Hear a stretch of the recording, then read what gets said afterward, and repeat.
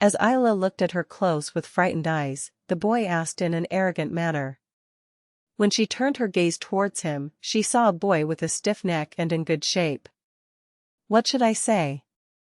Of course, I was surprised and grateful. Recently, she was worried about her future because her secret exit was discovered, but that worry dissipated in an instant. But when he saw the boy place his thumb and forefinger on his chin, curiously, he began to laugh.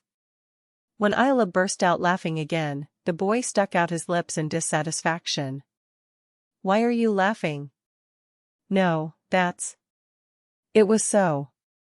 It was harmless magic. This was not to say that magic was insignificant. It was a magic for which she was now very grateful.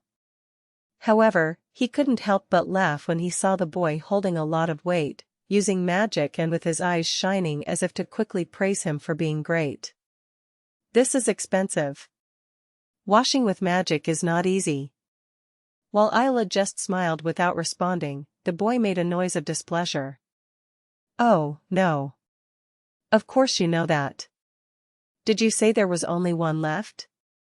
Thank you very much for writing me such valuable things. Thanks to you, I survived. It was true that it had been of great help to her, for which Ayla sincerely expressed her gratitude. He had laughed out loud and his face was still smiling happily. She simply thanked him as she wanted. The boy stared at Ayla with a somewhat bewildered expression on his face. What's happening? This amount of gratitude was not enough. While she was wondering what else to do, the boy spoke. I should thank you, because you are the one who saved my life. The young man spoke with a sincere voice. Oh, it was like that. It hadn't been that long, but Ayla, who was embarrassed by her dirty clothes and her mind was blank, remembered the incident again after hearing the boy's words. Well, we saved each other. Let's say I've already paid the debt I owed for saving you. Ayla nodded. Her clothes got dirty in the first place because she was trying to save the boy's life, so it may have been Ayla's loss, but in fact, she didn't save the boy with the expectation of getting something in return. What are you talking about? Does that mean you'll only accept that in exchange for saving my life? Wait a minute. But the boy did not seem to think the same and hurriedly searched his pockets. Then he took something out of his pocket. This is all I have for now, but at least take this. Definitely one day I will return the favor I received today. The boy handed her a fancy pocket watch that he had taken out of his own and told her what he had to say, but Ayla didn't listen to the boy. When the boy took the object out of his pocket to hand it to him, something came out and fell to the ground. Ayla, who picked up the object without thinking, froze on the spot as if she had realized something. It was a simple coin, a silver coin commonly used in the Empire. But she was somehow worried about the coin. Hey, are you listening? The young man put on an incomprehensible expression when he saw Ayla holding the silver coin that he had dropped in her hand and looking at it as if she was fascinated. What's happening? Lion. When the boy asked anxiously, Ayla, who had been lost in thought for a while, opened her mouth. Lion.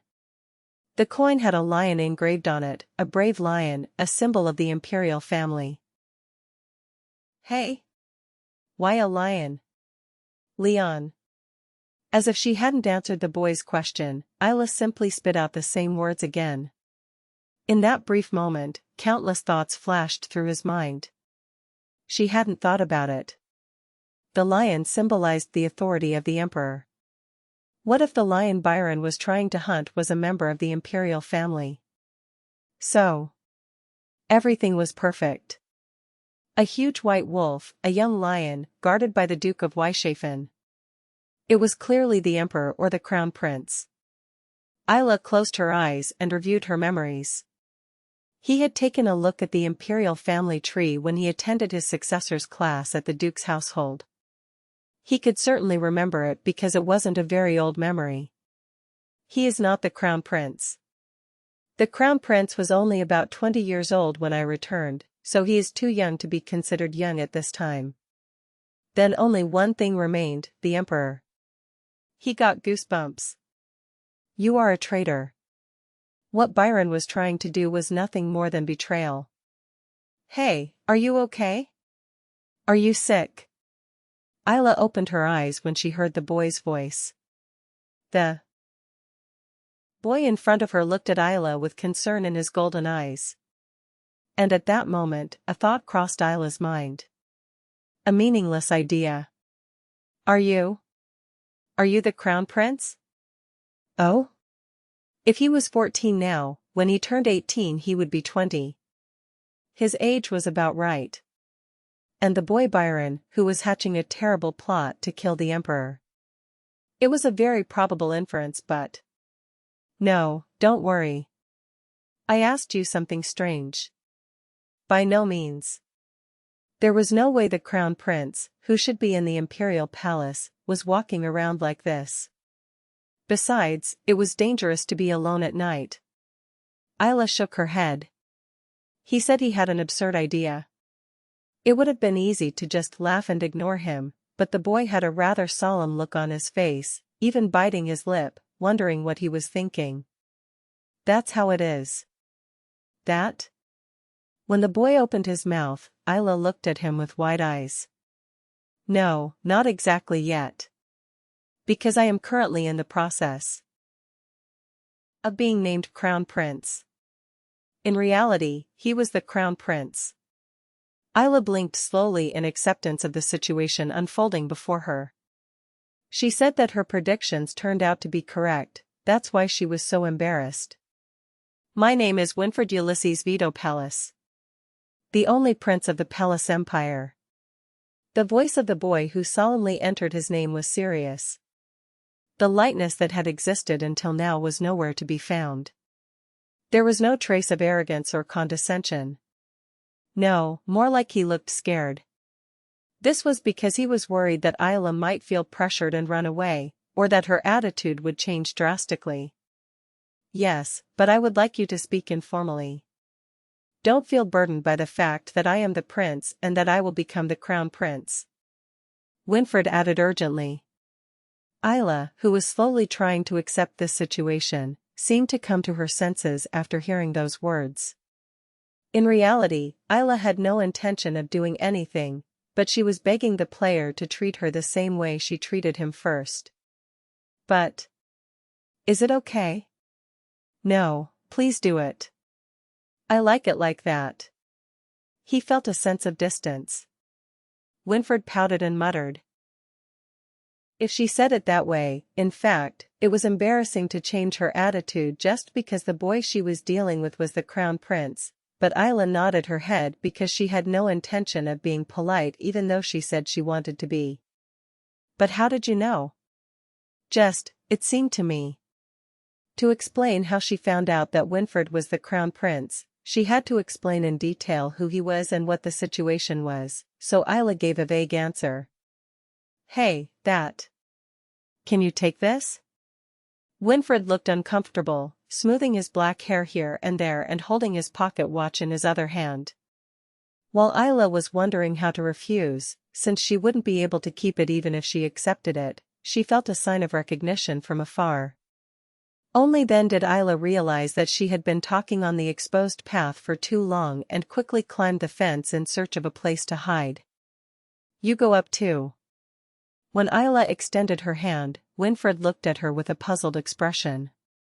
Someone is approaching. It could be the killer from before. Someone was approaching. Winfred, who had seen no sign of her, was confused, but did as he was told, took her hand and climbed over the fence. But she didn't stop there. Ayla jumped once more and carefully climbed to the roof. Winfred, who seemed embarrassed at first, took Ayla's hand without saying anything this time. Not long after Ayla whimpered and dragged him to the roof, an extremely drunk man stumbled into the alley. It's not him. Ayla was relieved to realize it wasn't Cloud. And suddenly she felt a strange gaze on her, so she turned her head towards Winfred and saw that he was looking at her with eyes full of curiosity. Why are you looking at me like that? It's fascinating. It was amazing. Blinking slowly, unable to understand what was so surprising, Winfred laughed and lay down on the roof and looked up at the sky. I jumped off the roof and landed as easily as a cat. Even if I didn't tell them anything, they know who I am. And I didn't feel that person approaching at all. She wanted to sit next to Winfred, who was lying down, but she remained silent and opened her mouth as if she were embarrassed for fear of getting dust on her. How strong are you? It must be pretty heavy, so I just pick it up. Ayla's face seemed to heat up for some reason at his words, and she didn't know if he was still praising her or something else. While she avoided his gaze for no reason, her friend, Winfred, jumped up as if he had realized his mistake. Oh, yes. You shouldn't get your clothes dirty. Wait a second. Winfred tried to take off her cloak as if she were going to take it off and spread it on her, but when she realized that her cloak was also covered in dust, she took a handkerchief from her pocket with an embarrassed expression and put it on the floor. Sit here.